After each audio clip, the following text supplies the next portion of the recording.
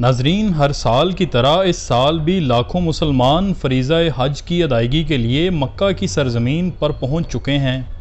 عازمین حج کے لیے خیمہ بستیاں بھی آباد ہو چکی ہیں، تاہم آج بھی بہت کم لوگ یہ جانتے ہیں کہ پہلا حج کب اور کتنے مسلمانوں نے ادا کیا اور امیر حج کون تھے۔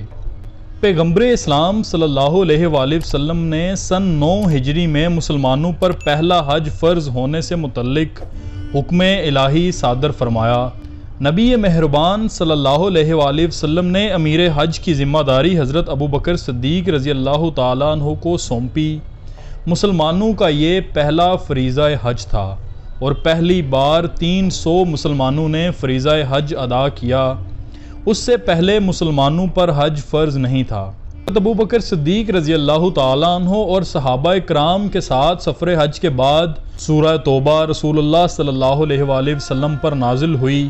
اس قرآنی صورت میں اللہ تعالیٰ نے مشرکین مکہ اور حضرت محمد صلی اللہ علیہ وآلہ وسلم کے درمیان طے پائے معاہدے کو مشرکین کی طرف سے توڑے جانے پر سخت تنبیہ کی۔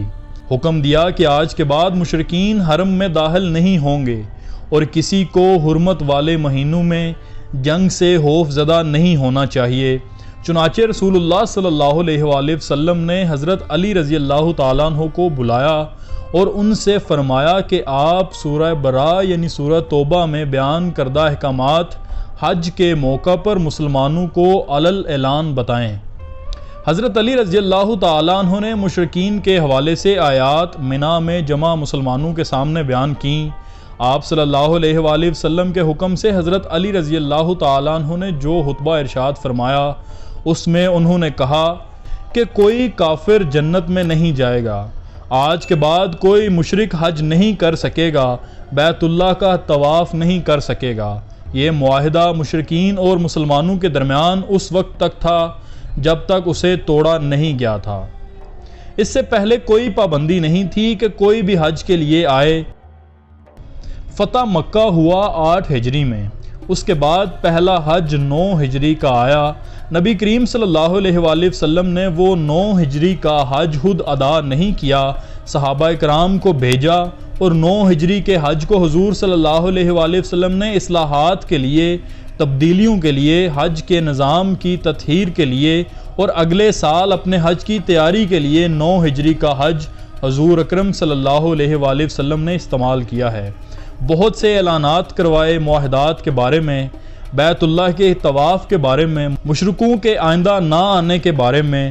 حضرت ابوبکر صدیق رضی اللہ تعالیٰ عنہ کی امارت میں حج ادا ہوا اور حضور اکرم صلی اللہ علیہ وآلہ وسلم نے بہت سے اعلانات، اصلاحات، ترمیمات کا اعلان کروایا، اور وہاں یہ بھی اعلان ہوا کہ اگلے سال جناب حضرت محمد صلی اللہ علیہ وآلہ وسلم حج پر تشریف لائیں گے۔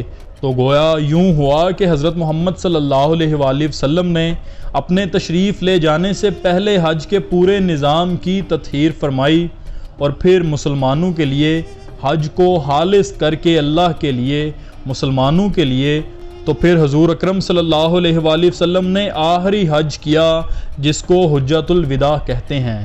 تو اس میں یہ تھا کہ پہلے سارے آتے تھے، نبی کریم صلی اللہ علیہ وآلہ وسلم نے اعلان فرما دیا کہ اس سال کے بعد کوئی غیر مسلم حج کے لیے نہیں آئے گا۔